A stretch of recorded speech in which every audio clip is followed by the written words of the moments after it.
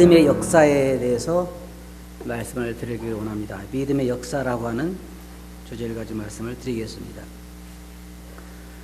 빌립보 교회에서 사도 바울이 복음을 전하고 감옥에 갇혔다가, 여러분 기억하시죠? 감옥에서 두들겨 맞고 찬송하고, 그래서 감옥이 움직이고 나중에 빌립보 간수의 집에서 복음을 전하고, 그곳에서 풀려나서 사도 바울이 간 곳이 데살로니가 지역이었습니다.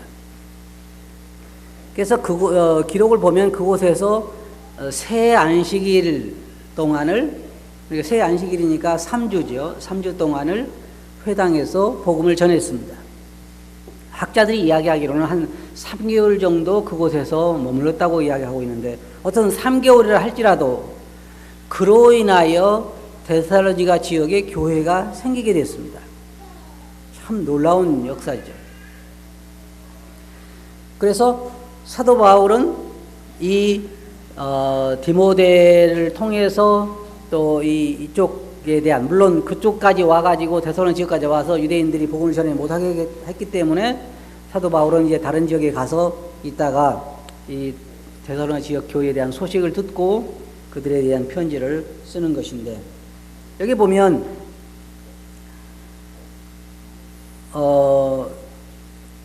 1절부터 보면 바울과 실라노와 디모데는 하나님 아버지와 주 예수 그리스도 안에 있는 데살로니가 교회에 편지하노니 은혜와 평강이 너희에게 있을지어다. 2절 보면 우리가 너희의 모두로 말미암아 항상 하나님께 감사하며 기도할 때 너희를 기억하면, 여기에 세 가지 사도 바울이 좋아하는 표현이 있어요. 뭐예요? 믿음, 소망, 사랑입니다. 그래서 사도 바울이 데살로니가 교회를 생각할 때 뭐가 생각이 됐냐면, 그들의 믿음의 역사와 사랑의 수고와 소망으로 인한 인내를 생각하게 되고 항상 하나님께 감사했다 그랬습니다. 정말로 구원받은 사람이라고 하면 그 삶에서 이 세 가지 역사는 일어나게 되어 있습니다. 하나는 뭐냐면 믿음으로 인하여 역사가 일어나게 되어 있습니다. 믿음은 그냥 조용하게 임할 수가 없어요. 믿음으로 인하여, 여러분이 아신 것처럼 에베소 교회도 보면 믿음으로 인해서 많은 사람들이 그 능력을 통해서 우상 숭배하던 책을 불사르고 그 다음에 하나님께로 돌아오고 하는 그런 역사가 일어나잖아요. 그래서 믿음은 우리 그리스도인들로 하여금 죄악된 세상에서 돌이키게 만들고, 도둑질 하는 사람들은 도둑질 하지 않게 되고, 성적으로 타락한 사람도 주님 안에서 다시 회복되게 되고, 이런 믿음의 역사가 그 삶에서 일어나게 되는 것입니다. 왜냐하면 믿음은 그냥 이론적인 것이 아니고 그 안에 하나님의 놀라운 능력이 있기 때문입니다. 이 데살로니가 지역 교회도 그러한 역사가 일어났습니다. 그래서 믿음에는 많은 역사가 일어나요. 그냥 조용하게, 예를 들어서 구원받기 전에도 온도가 10도였는데 구원받은 이후에도 10도다. 그건 구원받은 사람이 아니에요. 믿음에는 역사가 일어나게 돼 있어요. 그래서 데살로니가 지역 교회에 그런 믿음의 역사가 일어났던 것입니다. 그리고 이 믿음의 역사는요, 다른 사람들도 그것을 볼 수가 있어요. 나중에 여러분이 좀 더 이제 뒤에 말씀을 보면요, 사도 바울이 뭐라고 하냐면 너희의 그 믿음의 소문이, 모든 사람들이 너희의 믿음의 역사에 대한 소문을 듣게 됐다, 그렇게 말하죠. 사도 바울은 그들에게만 아니라 로마 교회에 편지를 쓰면서 그랬어요. 너희 믿음이 온 세상에 퍼지는 거로. 그 믿음이 뭐가 퍼져요? 속에 있는 믿음이 퍼진다는 거예요? 아니에요. 그 믿음의 역사가, 그들 가운데 어떤 역사가 일어난 거에 대해서 사람들에게 그것이 간증으로 퍼지게 되는 것입니다. 주님께서 사람이 등불을 켜서 말 아래 두지 않냐고 등경에 두라니 그러므로 모든 사람에게 빛이 눈이라는 것처럼, 믿음이라고 하는 것은 어떤 사람 믿고 거듭났을 때 그 믿음이라고 하는 것은 감춰둘 수가 없는 것입니다. 데살로니가 지역이 바로 그러한 놀라운 믿음의 역사가 일어나게 되었습니다.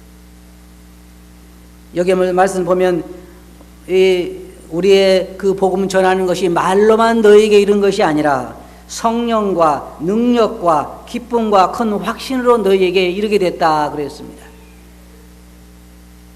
쉽게 말하면 우리가 양쪽에서 생각하면 우리가 복음을 전할 때는 그냥 단순히 말로만 전하는 것이 아니라 거기에는 성령님의 역사가 있고 그 다음에 능력이 거기에 있고 또한 기쁨이 거기에 있고 또한 확신이 거기에 있기 때문에 그냥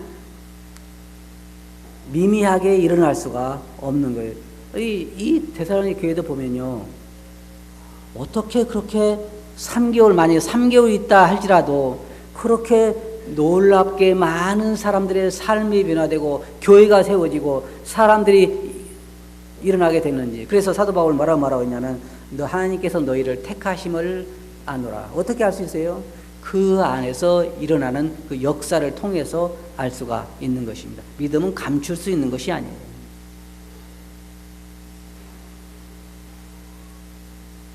그래서 믿음은 그러한 증거가 거기에 나타나게 되어 있는 것입니다. 또한 믿음은 다른 성도들에게 감사와 감동을 선사하고 담대함을 갖게 합니다. 예를 들어서 생각해 보세요. 우리 가운데도 이제 새롭게 어떤 영혼이 유평교회에 참석해서 구원을 받게 되고 그 믿음의 능력을 통해서 사람들이 변화되기 시작하면 다른 성도들이 지켜볼 때 어때요? 안 됐어요? 시기심 나요? 특이한 것은 다른 성도들이 믿음 안에서 새롭게 변화되는 걸 보면요, 믿음의 간증들을 들으면 우리들에게 기쁨과 나에게도 담대함을 갖게 됩니다. 이번에 그 미국의 체조 선수가 흑인으로서는 처음으로 올림픽에서 금메달을 딴 선수가 있는데요. 네? 아니 그 흑인 선수인데 체조 선수로 이렇게 제가 보니까 나와 있었어요. 개비 더글라스라고 하는 그 선수인데 체조 선수가 흑인으로서는 최초로 그 체조 선수로서 금메달을 땄어요. 16살 먹었는데 그가 뭐라고 했냐면요, 그렇게 이야기했어요. 올림픽에서 챔피언이 되는 것은 참 상상했던 것처럼 참 좋은 일입니다. 너무나 신나는 일입니다. 기분이 엄청나게 좋아요 라고 말하면서 나는 하나님께 모든 영광을 돌립니다. 이것은 하나님과 내게 다 좋은 일이에요. 영광은 하나님께 올려지고 축복은 내게 오니 말이에요. 16살 먹은 아이가 쓴 그 기자회견에서 한 얘기입니다. 올림픽에서 금메달 따면 좋을까요? 좋죠. 그런데 그건 정말 신나는 일이라고 그랬어요. 이 16살 먹은 이 소녀가 그건 참 신나는 일이라고 그랬어요. 그리고 모든 영광을 누구한테 돌린다고 그랬어요? 하나님에게 돌려. 저는 이 말을 읽으면서요, 참 감동을 받았어요. 그러면서 새롭게 배운 게 뭐냐면 우리는 하나님께 영광을 돌리는 것에 대해서 참 인색할 때가 많은데 이 소녀는 그 세계적으로 사람들이 지켜보는 가운데서 그런 얘기를 해요. 하나님께 영광을 돌리지만 그 축복은 누가 받는다 그랬어요. 이게 참 마음에 닿았어요. 사실 그렇잖아요. 영광은 하나님이 취하시지만 축복은 누가 받아요? 우리가 받는 거예요. 그리고 그 영어로는 뭐라고 그러냐면 쉽게 말해서 윈윈 게임이라는 거예요. 쉽게 말해 하나님도 승리자고 나도 승리자다. 하나님만 승리하는 것이 아니라 나도 승리자라는 거예요. 왜요? 축복은 누가 받아요? 내가 받으니까. 그래서 제가 생각할 때 그리스도인 삶이란 이런 거구나. 새롭게 배웠어요, 제가. 왜냐하면 많은 사람들이 우리가 주님을 위해 살면 주님은 도움을 받지만 나는 어떻게 생각해요? 나는 잃는다고 생각을 해요. 내 꿈도 사라지고 나가 세상에서 좋은 거 못하고 나는 잃는다고 생각하지만 이 소녀는 그렇게 생각하지 않았어요. 하나님도 승리자고 나도 승리자고. 왜? 하나님은 영광을 받으시지만 모든 축복은 내가 받게 되니까. 이게 그리스도인의 삶인 거예요. 이게 믿음을 가진 자들의 축복이죠.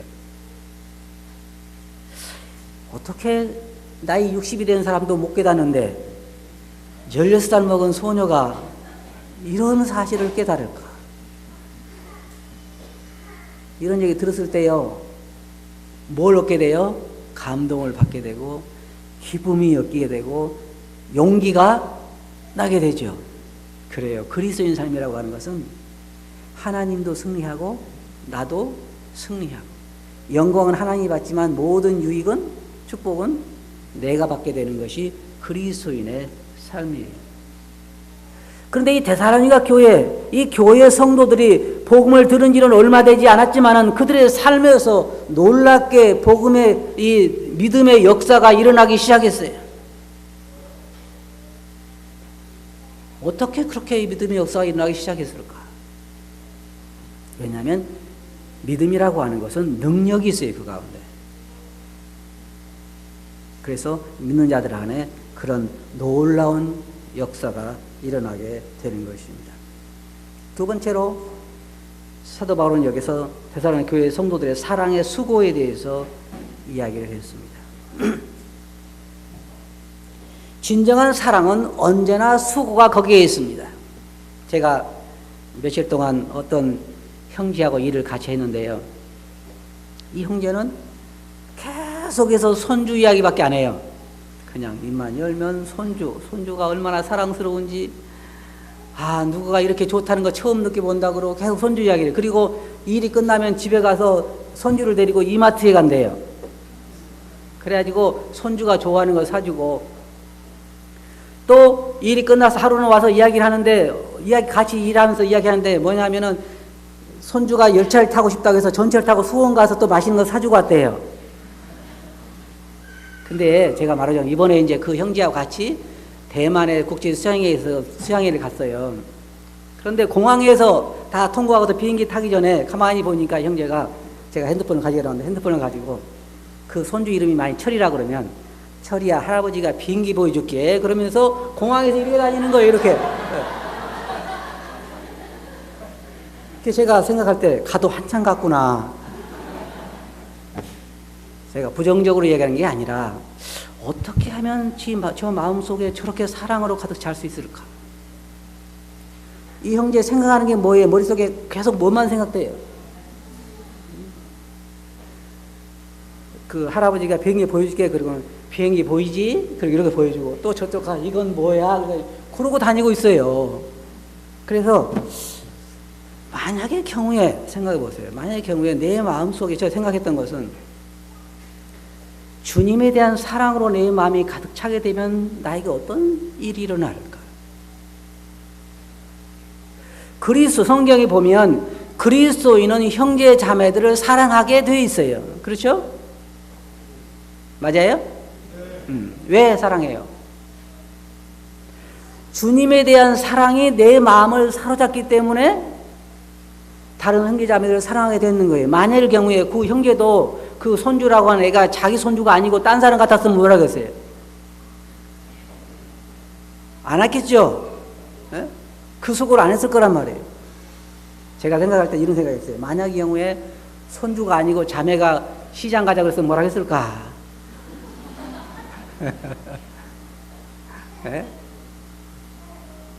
성경에 보면 1만 달란트 빚진 자가 그 빚을 탕감받고 나와서 100데나리온 빚진 자를 불쌍히 여기지 않는 것에 대해서 주님은 책망하시잖아요. 그러면 우리는 뭐냐면 엄청난 사랑을 받고 엄청난 대가를 죄를 용서받았기 때문에 그 주님에 대한 사랑이 우리 마음을 휘어잡는 거예요. 그러니까 그 사랑이 어때요? 다른 형제 자매들에게까지 흘러가는 거예요. 이 데살로니가 교회 성도들에게 사랑의 수고라고 그랬는데, 사랑에는 꼭 수고가 와요. 보통 우리 그러잖아요. 여보, 내가 당신을 사랑해. 그럼 뭐라고 그래요? 배우자가. 처음에 결혼해서 신혼부부는 그런 얘기 안 하겠지만, 적어도 40, 50대 넘은 사람들은 배우자에 대해서 여보, 내가 당신을 사랑해. 그러면 주로 뭐라고 그러냐면 입으로만 그러잖아요. 입으로만. 그럼 뭘로 사랑하라는 거예요? 뭐 설거지를 한번 해주든지, 집안을 채워주는데 실제로 말하면 수고가 거기에 포함돼야 한단 말이에요. 그래서 다른 형제 자매들을 사랑한다고 하는 건 쉬운 것이 아니에요. 지금 이제 우리가 말씀 끝나면 또 아래가 식사를 할 텐데 이 더운 날에 자매님들이 식사를 준비한다는 것도 참 쉬운 일이 아니에요. 그래서 제가 보기에는 두 부류가 있는 것 같아요. 어떤 자매님들은 그래도 내가 사랑하는 형제자매들을 위해서 식사를 준비한다 해서 최선을 다해 열심히 하는 자매님도 계시고 더러 그렇지 않은 그런 분이 안 계시길 바라지만 언제나 이것을 내가 피할 수 있을까 하는 분도 계시리라 생각해요. 빨리 세워라 가거라 나이 먹으면 안 시키겠지. 어떤 분은 그런 분도 계실지 몰라요. 어디 교회를 가야 식사를 안 시킬까. 그러나 사랑이 우리 마음에 가득 차면 다른 성도에 대한 사랑이 아니고요. 이 형제는요, 그 손주를 사랑하는 이유가 딱 하나예요. 그거냐면 자기 아들이 낫다는 거죠. 그거밖에 없잖아요. 우리가 형제자매를 사랑하는 것은 그 이유가 딱 하나예요. 형제자매들이 우리가 사랑을 받을 만한 대상이기 때문에 사랑하는 것이 아니라 주님이 우리를 사랑하셨고 그 주님이 사랑한 자라고 하는 것, 그것 때문에 모든 성도들은 형제자매에 대한 사랑을 나타나게 되어 있는데 그것은 사랑에는 항상 수고가 뒤따른다는 거예요. 사랑이. 그것이 성경에서 우리에게 가르쳐주고 있는 말씀이에요. 진정한 사랑은 거기에 항상 수고가 따라와요. 요한일서 3장 16절 보면 그가 우리를 위하여 목숨을 버리셨으니 우리가 이로써 사랑을 알고 뭘로 사랑을 알아요? 주님이 우리를 위해 목숨을 버리셨기 때문에 우리가 그로 인해 사랑을 알게 된다는 거예요. 그리고 뭐라 했어요? 우리도 형제들을 위하여 목숨을 버리는 것이 마땅하니라. 사랑이 우리 주님 때문에 주님이 우리의 목숨을 버리셨기 때문에 그것 때문에 사랑을 안다는 거예요. 그래서 형제자매들을 사랑하게 된다는 것입니다. 요한일서 3장 14절 보면 우리는 형제를 사랑함으로 사망에서 옮겨 생명으로 들어간 줄을 안다 그랬어요. 쉽게 말하면요, 여러분 이런 얘기입니다. 주님의 사랑을 우리가 깨닫게 되면 형제자매들을 사랑하지 않을 수 없다는 거예요. 그래서 그 사람이 구원받은 사람인가 안 받은 사람인가를 알 수 있는 방법 중에 하나는 뭐냐면 형제자매들을 사랑하는가 안 사랑하는가 보면 알 수 있다는 거예요. 왜? 사랑하지 않을 수 없다는 거죠. 왜? 주님의 사랑을 깨달으면 사랑하게 돼 있다는 거예요. 주님께서 우리들에게도 그렇게 말씀하셨잖아요. 새 계명을 주노니 서로 사랑하라.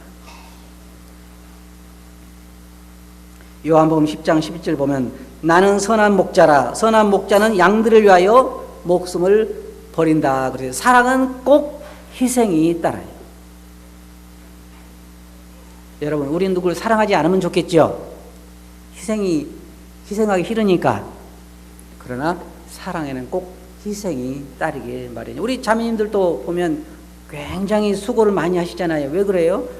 남편을 사랑하기 때문에. 자녀들을 사랑하기 때문에 자매님들이 그 더운데도 식사 요리하고 여러 가지 집안일을 다 하시는 것처럼 진정한 사랑에는 수고가 따라오기 마련이에요. 그래서 우리가 그런 수고로 그 사랑을 알 수 있다고 생각을 합니다. 세 번째로 사도 바울은 여기서 소망의 인내에 대해서 말하고 있습니다. 소망은 무슨 소망을 말하냐면 이루어진 것에 대해서 소망을 말하는 것이 아닙니다. 이루어진 것은 소망이 아니죠. 소망은 앞으로 이루어질 것에 대해서 바라보는 기대입니다. 그런데 그리스도인의 소망이라고 하는 것은 하늘에 속한 걸 말하는 것이지 이 땅에 있는 것을 우리는 바라보지 않습니다. 소망은 그리고 진실에 근거한 거예요. 그러면 저 보세요. 데살로니가 교회 성도들 보면 그들이 복음을 듣자마자 그 믿음으로 인하여 그들에게 놀라운 믿음의 역사가 일어나기 시작하죠. 가정생활에서, 사회생활에서, 교회생활에서, 개인적인 삶에서, 언어생활에서, 생각하는 것에서, 물질적인 삶에서 변화가 일어나기 시작합니다. 이게 믿음의 역사예요. 그 다음에 주님에 대한 사랑이 우리 마음을 사로잡으니까 그 사랑이 형제 자매들에 대한 수고로 나타나기 시작해요. 그래서 초대교회 성도들 보면 집이 있는 자, 땅이 있는 자는 팔아서 가난한 사람을 돕게 되고 마음이 열리게 되는 거예요. 왜? 그 사랑의 수고가 따라오게 되는 것입니다. 그 다음에 세 번째로는 하늘나라에 대한 소망은 우리로 하여금 우리의 모든 환경에서 인내하게 만들어요. 왜냐하면 그것이 우리가 결국은 가야 할 곳이기 때문입니다. 소망은 하늘에 있는 것에 대한 소망이고 즉 하나님께 대한 소망인 것입니다. 디모데전서 4장 10절을 보면 거기에 그렇게 말하고 있습니다. 이를 위하여 우리가 수고하고 힘쓰는 것은 우리 소망을 살아계신 하나님께 둠이니 곧 모든 사람 특히 믿는 자의 것이야. 여기에 보면 우리가 수고하고 힘쓴다 그랬는데 왜냐하면 그 소망 때문에 그렇게 한다 그랬습니다. 소망을 생각해 보면요, 저도 저번에 그 인터넷을 보니까 은하 하나에 대해서 이야기하는데요, 그 은하가 새롭게 이렇게 그 발견된 은하 같아요. 그런데 거기를 6천만 광년을 가야 된다고 그러는데, 빛으로 6천만 광년을 가면 과연 얼마나 멀은 곳인가. 근데 그 넓은 온 우주 안에 수많은 은하가 있는데 하나님께서 그 넓은 우주의 주인이시고 나에게 하나님이 창조하신 아름다운 그 우주 가운데 은하들을 주실 터인데, 그런 소망을 생각하면요 인내하게 되잖아요. 인내하게 돼. 지금은 조금 어렵지만 참자. 그게 소망의 가장 특징입니다. 소망은, 여러분 잘 보세요. 소망은 현재의 내 삶을 환경을 변화시켜주지는 못하지만 내 그 환경 가운데서 인내하며 살도록 만들어줍니다. 그것이 소망이에요. 그래서 우리가 그 소망을 얼마나 바라보냐에 따라서 우리는 이 어려움 가운데서 인내할 수가 있어요. 우리의 소망은 하늘에 있는 것들에 대한 소망입니다. 소망에는 언제나 인내가 따르기 마련이에요. 성경에 보면 보이는 소망은 소망이 아니죠. 로마서 8장 24절 보면 우리가 소망으로 구원을 받았으면 보이는 소망이 아니니 보는 것을 누가 바라리요. 그러면 생각해 보세요. 사실은요, 좀 잘 들어보세요. 그리스도인들의 마음 속에서 하늘에 대한 소망이 얼마나 밝으냐에 따라서 그 사람의 삶이 달라지게 돼요. 소망이 흐려질수록 이 세상을 더 바라보게 되고, 하늘에 대한 소망이 밝을수록 우리의 삶은 우리의 눈은 하늘에 고정되게 되지만, 소망이 어두우면요, 우리의 삶은 이 세상을 헤매게 되고, 여러분 눈이 세상을 헤매고 다니면서 마음은 험한 것으로 가득 차게 돼요. 그래서 사도 바울이 말했어요. 위의 것을 바라보라. 위의 것을 생각하고 땅의 것을 생각하지 마라, 그런 거예요. 우리 마음은 사실 하늘에 있어야 되는 거예요. 아까 그 형제가 눈을 떠도 손주 생각, 눈을 감아도 손주 생각, 그런 것처럼 우리는 눈을 감으면 무슨 생각해야 돼요? 네? 어떻게 해야 잘 살까?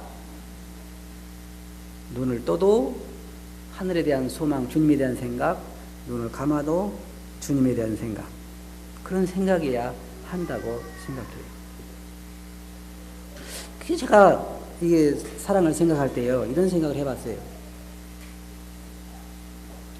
만일의 경우에 보세요. 사랑은 그 사람을 생각하게 돼 있어요. 사랑은. 예를 들어서 남편과 아내가 함께 오랫동안 20년, 30년 생활을 하다가 아내가 먼저 가면 남편은 집안 살림살이를 볼 때 그 모든 살림살이에서 아내의 손길이 보일 것입니다. 부엌에 들어가면 누가 생각돼요? 혹시 여기에 우리 형제자매 중에 아침에 눈을 뜨자마자 눈 뜨고 자기 배우자가 죽었으면 좋겠다고 생각하는 사람, 그런 사람 없죠? 그런 사람 없을 거예요. 다 자기 배우자에 대한 생각이 자기 마음속에 있어서 어떤 사람은 그런 이야기해요. 자기 배우자가 죽었는데 자기는 그 집에 더 이상 살고 싶지 않다는 거예요. 왜 그러냐면 배우자를 싫어서 그런 것이 아니라 눈만 뜨면 보이는 게 자기 배우자가 생각나는 물건들밖에 없기 때문에 마음이 슬퍼서 더 이상 거기에 살고 싶지 않다는 거예요. 맞아요? 그러면 여러분 보세요. 현재 여러분 예를 들어서 여러분 배우자가 죽은 게 같다고 생각해 보세요. 그러면 여러분이 사는 집에서 보는 것마다 배우자가 생각돼요, 안 돼요? 시원해요? 생각되겠지요? 그러면 봅시다. 하나님께서 온 우주를 만드시고 이 만물도 다 만드시고 뭐라 그랬어요? 하나님이 만드신 모든 만물에 하나님이 살아계심이 다 분명히 보여 알게 된다 그랬죠? 맞아요? 그러면 여러분이 밖에 나가서 보는 것마다 볼 때마다 하나님이 생각되는 사람 거의 없어. 왜냐하면 마음이 어디에 가 있기 때문에 하나님에게 가 있는 것이 아니라 다른 것에 가 있기 때문에 직접 만든 것도 봐도 생각이 안 나. 쉽게 말하면 배우자가 죽었는데 부엌에 가서 살림살이 봐도 다 생각 안 나고 다른 사람 생각만 나. 그런 꼴은 말이에요. 그런데요, 잘 들어보세요. 주님의 사랑이 우리 마음을 휘어잡으면 우리의 생각에 머릿속에 하늘에 대한 생각으로 가득 차게 되면 보이는 것마다 하나님의 손길이 거기에서 보여지게 돼요. 맞아요? 그러면 인내하게 될까요? 안 될까요? 인내하게 돼요. 왜? 잠시 잠깐 오면 우리가 그분을 만날 수 있게 되기 때문입니다. 신앙의 핵심이 그거예요. 신앙의 핵심이 뭐냐면 믿음, 소망, 사랑이에요. 그리스도인들이 믿는 자라고 하면 이 세 가지를 가지고 있게 돼 있어요. 믿음의 역사가 지속적으로 그 삶에서 일어나게 돼 있고 그 다음에 사랑의 수고가 지속적으로 행해지게 돼 있고 소망으로 인해서 우리 삶에서 인내하게 돼 있는 거란 말이에요. 이 세 가지를 벗어버릴 수가 없어요. 데살로니가 교회 성도들이 바로 이 세 가지의 소문이 사람들에게 나중에 사도 바울이 보면 그 후에 말씀 보면요 그것으로 인해 그건 사도 바울이 그 데살로니가 교회 성도를 생각할 때마다 하나님께 감사했다 그랬어요. 로마 교회 성도들을 생각할 때마다 그들의 믿음의 소문이 각지에 퍼졌기 때문에 사도 바울은 감사하고 기뻐했어요. 우리 그리스도인들의 삶에 있어서도 여러분을 볼 때 그것이 넘치 하는 거예요. 여러분 삶에서 믿음의 역사가 일어나는 게 보여야 되고 사랑의 수고 어떤 사람은 보여요. 다행히 감사한 것은 우리 이평교회 성도들은 참 성도들 사랑하는 사랑이 많고 그런 사랑의 표현이 보입니다. 감사하죠. 사랑하면 그냥 있을 수 없는 거예요. 사랑하면 수고하게 돼 있는 거예요. 믿음이 있으면 그 안에 역사가 일어나게 돼 있는 거예요. 하나님에 대한 소망이 밝으면 그 소망으로 인하여 나에게 주어지는 모든 어려움 가운데서도 인내하게 돼 있는 거예요. 나의 삶에서 불평이 많다고 하는 것은 내 눈에 소망이 흐려져 있다는 것이고 주님에 대한 사랑이 형제자매 사랑이 부족하다고 하는 것은 주님에 대한 사랑이 내 마음을 휘어잡고 있지 못하다는 거예요. 자, 그러면 어떻게 하면 믿음의 역사가 우리 가운데 일어날 수 있을까요? 어떻게 하면 사랑의 수고가 우리들에게 어떤 형제자매들 위해서 봉사하면서도 그것이 수고로 느껴지는 것이 아니라 기쁨으로 느껴질 수 있을까요?